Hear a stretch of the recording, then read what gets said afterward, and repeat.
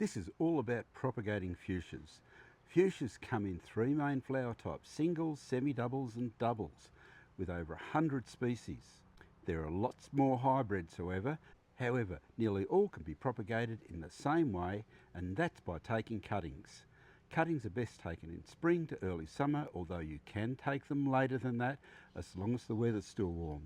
You can use a specialist propagation mix of perlite, cocoa peat and propagating sand, which is coarse river sand, equal parts of each. Or you can use a normal potting mix, and that's what we're using here. You can use a plastic pot like this or a terracotta pot like this.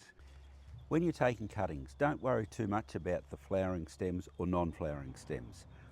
If the stems have flower buds on them, and lots of these do, you simply snip those off when you're preparing the cutting for planting. Go down the stem, look for some leaf nodes, and that's simply where the leaf joins the stem.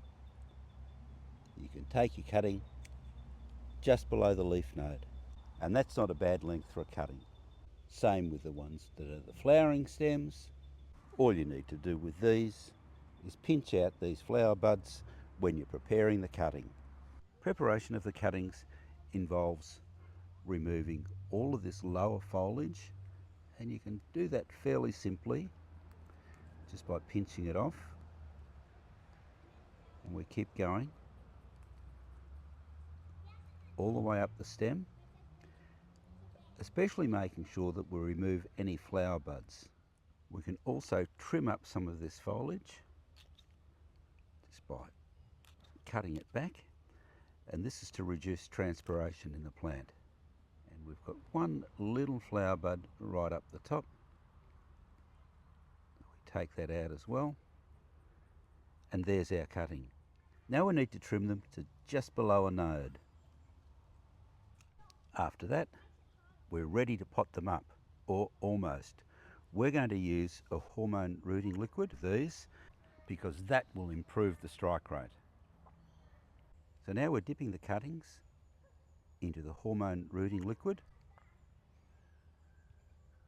and this one is particularly made for softwood cuttings, and we let that dry for just 30 seconds or so. Because we've gone to the trouble of using the hormone liquid, we get a stick or a dibbler if you like, make a hole, put the cutting in the hole, firm in around it. The reason we do that is so that when we're pushing the cutting down into the potting mix, it's not pushing all of that hormone liquid off the cutting itself. So once you have the cuttings in and you've firmed in around them, you're ready to put them under some sort of cloche, and we'll use a plastic bottle for that, and then mist spray them. They should be putting on new roots in about 3 weeks. So this is our cutting, and it's already sending out flowers. We have left it a little bit long, but we've got lots of good growth on it. All of this is new growth. When we look at this growth that's coming out here, you can see that the plant wants to send out new growth up into the air. This would be the time to prune this plant.